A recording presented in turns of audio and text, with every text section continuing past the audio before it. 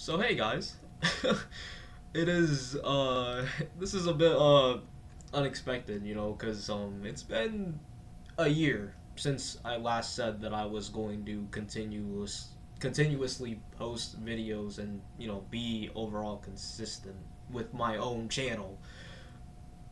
So I'm here to just say, first of all, sorry to the people who were waiting, but if you were, I appreciate you guys as a whole. Hey, if you're new, subscribe, leave a like. And also I appreciate you for joining in and tuning into this video because yeah, it's been a while and I feel like I'm off my rocker, just kind of just talking to the screen right now. But nonetheless, I am happy to be back. I love this YouTube channel. I don't think I'll ever dislike recording videos, especially if it entertains you guys. I don't know if anybody's entertained by my videos.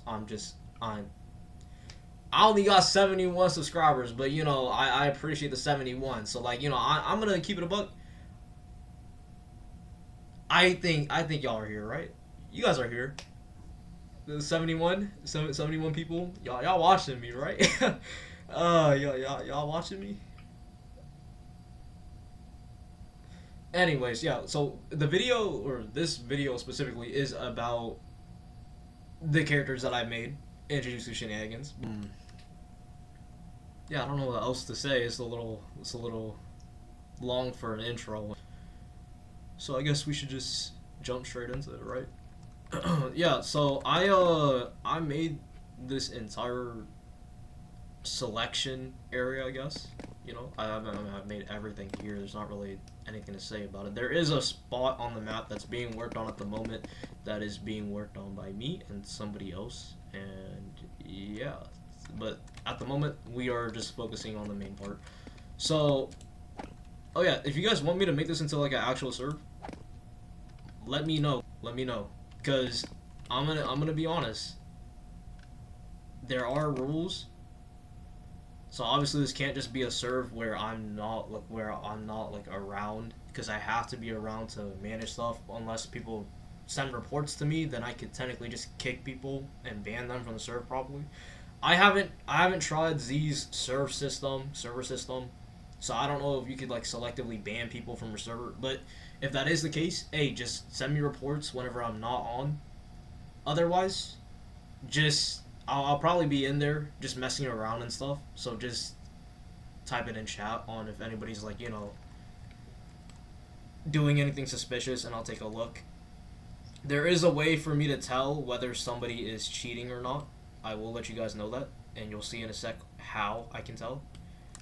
But yeah, so rules are simple. All the rules when selecting a custom character, unless you want to be kicked. That's pretty much it.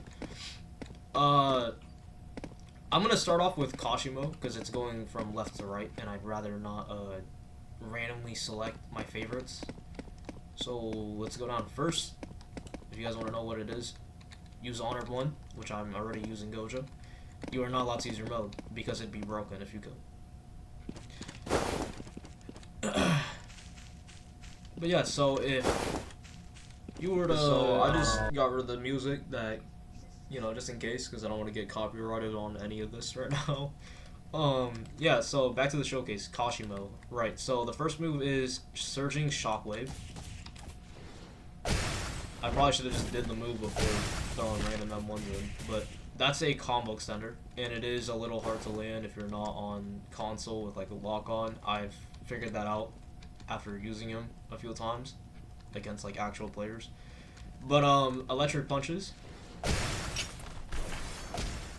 does a TP behind, and it continues with a uppercut, which it's kind of hard to land, but that's a good thing. He does a lot of damage all the way, which makes sense because you're not allowed to use mode and all, so like, of course you're not gonna like Amber Blast.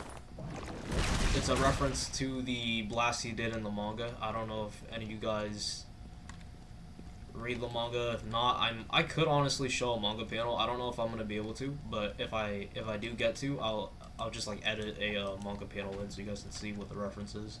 Turn up the volume again. Turn up the volume. Yeah, there you go. It sends lightning strikes down. So it's kind of like a AoE, a little AoE move. Yeah. So that's pretty much the entirety of this character. He's console friendly. Not every character is going to be console friendly, by the way. You guys will see that in a sec. I know a lot of people don't like characters that aren't, you know, relatively console friendly, where they have like multiple moves and all. But it's really the only way I can make most of these movesets interesting and just overly fun, I guess. The next one I'm going to do is Sukuna. So for Meguna, or Sukuna Megumi Vessel, you'll use the Vessel character. You actually are allowed to have infinite mode, but you do have to notify me before you select him. So if we go here, I now have infinite mode, pop it right up here. And you're probably wondering, this is probably unbalanced, which it technically is, but I found my own ways to make this a little bit more balanced as of recent. Like, for starters, when you go in Coach Sukuna, you'll notice that you take damage. You don't actually take damage, but it'll show you that you do because it lowers your health percentage down to at least, I think, 75%. So you have less HP compared to everybody else, but you also have access to things like adaptation, which will help you survive in the long run, kinda. Yeah, but it's pretty basic. His M1s are just the regular Sukuna slashes. His R is the Sukuna grab. I think everybody knows this if you play JJS. If you don't, then you probably don't. But yeah, he has his first move, which is Dismantle Rush. Does a good chunk of damage, as you guys can see. It's definitely not like a hella weak move or anything. It's very strong. It does have a very long cooldown. I think it's like 120 seconds, I'd like to say. So it is a very hefty cooldown. If you spam other moves and you just happen to miss every single one, you're going to only be able to M1 after. You won't be able to do anything for at least 2 whole fights or maybe 1 whole fight. But yeah, so True Dismantle would be the next one. It used to be it used to be so broken. If I recorded this before all the updates that happened over time, you guys would be shocked on how much damage this move used to do. It used to take out like at least 75%, but now it just does 1 slash and it takes down only like 20. I'd like to say, or like 10, something like that, 10 or 20%. Spiderweb Cleave. Let me do this again. Yeah, it does the Earthquake, Ground Smash thingy. Nue is it's the true variation, so it does do double damage. As you guys can see, it does a ton of damage. It's not like a regular summon. And then we have Malevolent Shrine, Strongest in History, which is basically Malevolent Shrine with the extra dismantles. You can technically block all those dismantles, but it is very dangerous and it does do a lot of damage. There's also Simple Domain in every single domain. It really only matters inside of Sukuna's domain, if I'm being honest. But if you ever are fighting somebody, you can basically block and spam heal, or if you're on console, you can just spam heal while throwing on ones. Okay, the next thing, Max Elephant. Let me get back to the dummies real quick. Max Elephant, it's just the regular one. It's not any different. It does go on a cooldown for a while.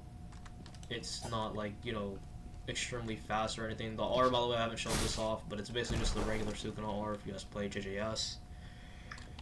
And then we have my favorite addition, and this is something I really was happy about when I first figured out I could do this inside the skill builders. Like maybe, I'd like to say like 3 weeks ago I figured this out, or 2 weeks ago, something like that. But if you do this, it's a guaranteed world cutting slash. But it does go on cooldown for a long time. Right now I do have cooldowns off, so don't be alarmed. It's not like you could spam that if you were actually, like, you know, in there. But it's pretty much a guaranteed world cutting slash as long as you're not, like, too far off from somebody. And yeah, that's about it for Sukuna.